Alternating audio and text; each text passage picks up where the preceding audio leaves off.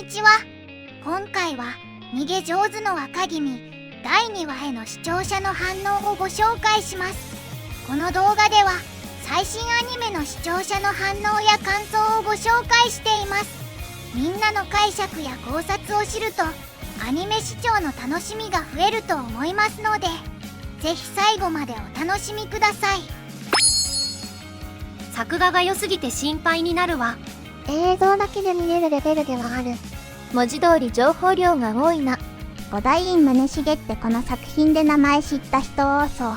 てかそれまでに名前出てきた作品あんのかな。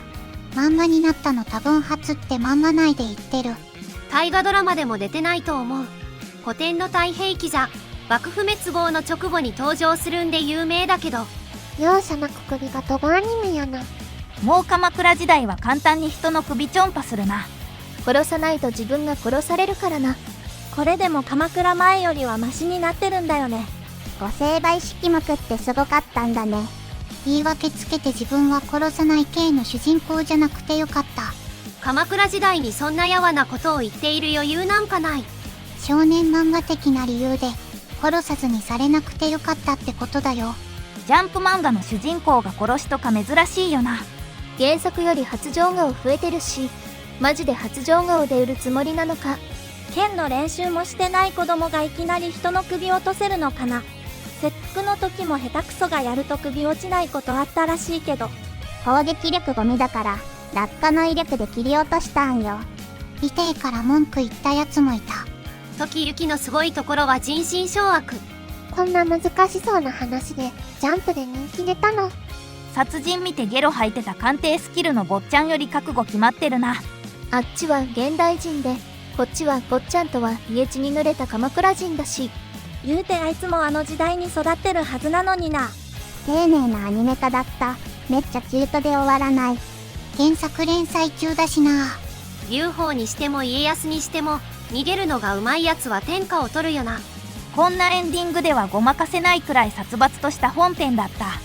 内容自体は重いからオープニングエンディングが明るいの結構好き。女王の教室を思い出す。美少女2人もいるのに若君の方が可愛くてエッチってどういうことなのこのアニメ。鬼滅ほどじゃないけどバトルシーン燃えてたな。いつか大河ドラマ化してほしいな。庭にしてショタリョナとはたまげたな。良くも悪くも味付けが濃すぎるな。若が一番やべえやつだったか。相変わらず戦闘作画はよく動いてるな。時行が脱走した時の滅びた鎌倉の街が絵本風の背景になってたのは、悲劇的すぎて現実を受け入れられない時行の心象風景みたいでいい演出だった。あっという間に兄上の敵を撃っちまった。仲間紹介の方がメインかな。若君マジエロいわ。アクションがすんばらしい。史実通りにやると暗くなるからギャグで緩和してるんやろな。想像以上にバトルアニメしてる。まだ庭なのに敵が強い。アーチャーとランサーの戦いみたいや。作画マジすっげえ。こんなファンタジー系入るんか。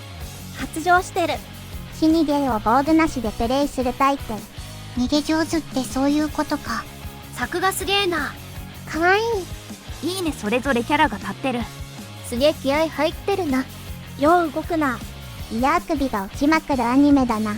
昔の日本は首狩り族だったからな。ちゃんと首ちょんぱ描くのは偉い。生クリなるな。これから毎回か。すんげえ血生臭いアニメじゃねえか。鬼滅並みに斬新アニメ。毎回一人は首ちょんされてる。しかしこの作画カロリー最後まで維持できるのかね。監督が凄腕アニメーターらしいが、まあずっと戦闘するわけじゃないから。今は技術も進歩してるから給料さえ抑えればいけるやろ。めちゃくちゃクオリティすごいけど、これにかけてんのかな。まあ相当力入れてんだろうね。絵だけで見てられるわ。気合い入れすぎだろ。最近はアニメも出来良くなったな。何より昔みたいにアニメーターの個性が出てきた。こいつら全員死んでるんだよな。悲しいな。割と残虐な内容あるからこうやってエンディングでまろやかにしてるんだな。主な室町時代アニメ、一休さん、忍たま乱太郎、もののけ姫、アシュラ、逃げ上手の若君。もう日本史アニメ全部このノリで作ったらいいんじゃね。ありだと思う。猫猫日本史おすすめ。日本して本当にあの通りなの？勝者の都合の良いように改変されてない？何を今さら。8割正しいよ。なんか思ったよりバトルする感じなんだな。ジャンプアニメのうちでも力が入れた側ですな。このノリは好き嫌い分かれるやつ。なお史実における五大院宗茂の最後は全方位から見捨てられて小じになって道端で餓死したとあります。そこ信憑性微妙なんだよね。あんまりにも嫌われすぎて誰も彼のつてを残したくなかったから。この作者のアニメネウロ暗殺にでわかとどんどん良くなっていくな。まあこれはジャンプアニメだから気合入ってるんだろうけど、海外展開考えたら歴史ものに力入れるのは正解だと思うわ。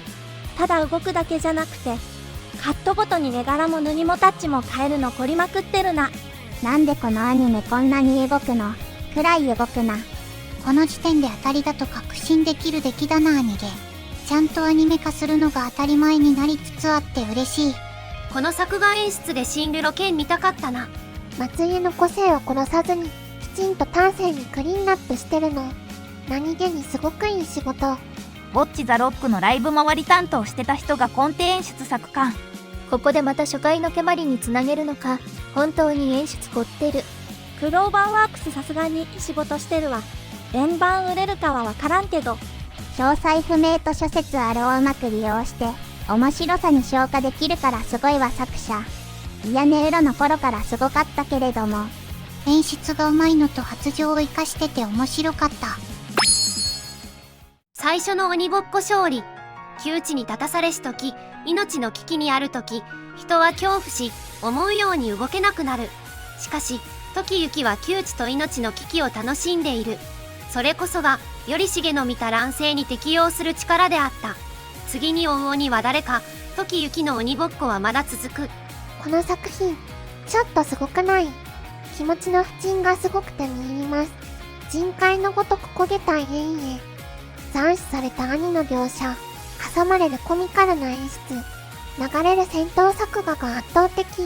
復讐の第一歩は意地汚いおじいの敵討ち、そして兄と同じ最後。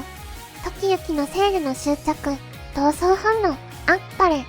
史実だとこの叔父上は餓死したとあるのですけど、誰にも見られてないなら別に主人公に討ち取られていいよね。をやるのが松井先生のすごいところよね。史実が曖昧だからこそ面白い展開へと原作改編できちゃうのだ。国時のシーンや時行の反応など、嘔吐、よな、焦り、曇らせの濃厚な香りがする。進出キャラや頼重の素性が今後明かされると思うと楽しみ、宗重を鬼になぞらえたり、戦闘シーンの色彩や演出がやはり芸術的だったりでとても好きだ。予告もかっこよく、次回が楽しみだ。極めて背景に対するこだわりを感じる。また、サイコロとゲームを意識した今回の話。時行は命のやり取りをする戦場をゲームに変え、相手の首をサイコロにする。最も恐ろしい存在は彼なのかもしれない。未来では寝起きドッキリ、真の対応力、才能の差、逃げるのが好きな生存本能の怪物、そんな主君は今までいなかった。でもだからこそ、その圧倒的な才能の持ち主に仕えてみても面白い。バカが裏切りを知って、向き合って成長できた良い回でした。次回も楽しみ。マッチでめっちゃ楽しすぎてやばい。原作読んでる時も感じたけど、歴史ものの重厚さと凄惨さの上で、軽やかな少年漫画のバトルがこうも成り立っちゃうの不思議でならない。鬼畜武将五大院宗茂とのチュートリアル戦闘会。主君の息子にして実の甥でもあるとしはもいかない子供を単に金目当てで秒で敵に売り飛ばすとかまじ日本史の勉強になるな。変な方向で他形容する言葉がない独特の作画だらけで見応えが非常にありました。さすが人気作。全体的に作画が強いが、雫さんの顔が良くて満たされてしまったな。後より重殿より控えめではあるけど、雫さんもちょいちょい逆要因になるのが良かった。エンディングで劇中ですでに死んだ人も敵も味方も全員揃って仲良く酒飲んだり DJ やったりではしゃいでるの。史実では敵味方で殺したり殺されたりの間柄でも視聴者にとっては全員同じ歴史上の登場人物なのだという平等な優しさがあって良い。ありとあらゆるネタもアニメーション表現も突っ込める。原作とスタジオの相性が良すぎますね。兄の状況とか敵を取ったところで前回飛んだ時間に戻ったりの時間編集は、歴史は置いておいても見ている方にも未来を知ってる感覚がありました。小次郎くんたちが了見よろしく。己の役目を理解して守るための退治ではなく、主君に獲物を差し出すように誘導していくとなった時、これは敵討ちの戦ではなく下道の鬼狩りで終わったんだな。残党狩りもこれで落ち着くのかな。次週は神の住む森だから諏訪に抜けるのかな。本当よく動くし、敵討ちの流れも綺麗にできて、新キャラを自然と受け入れられる作りで、そこにメタ的なギャグを入れたりと、ここまで恵まれた制作陣に出会えた作品もなかなか、歴史もの好きなだけにめちゃくちゃ嬉しいね。はあ、逃げ若ほんとしみじみ良い。何が良いってこの鎌倉終焉から室町に入る間の混沌かつ無秩序な様を隠さず描写し、そしてそんな世界で逃げ続けながらも懸命に生き延び、気を伺いながらも生死の狭間で生を感じ、喜びに頬を染める若様という極限の美を生み出した功績よ。最後までご視聴いただきありがとうございました。皆さんのご感想や注目ポイント、考察などありましたらコメントで教えていただけると嬉しいです。このチャンネルでは最新アニメのみんなの反応や感想をご紹介しています。様々な考察や多様な意見を聞くとこれまでなかった視点が増えて、アニメ視聴の新しい発見があるかもしれませんので、ぜひチャンネル登録とグッドボタンをよろしくお願いします。それではまた次回の動画でお会いしましょう。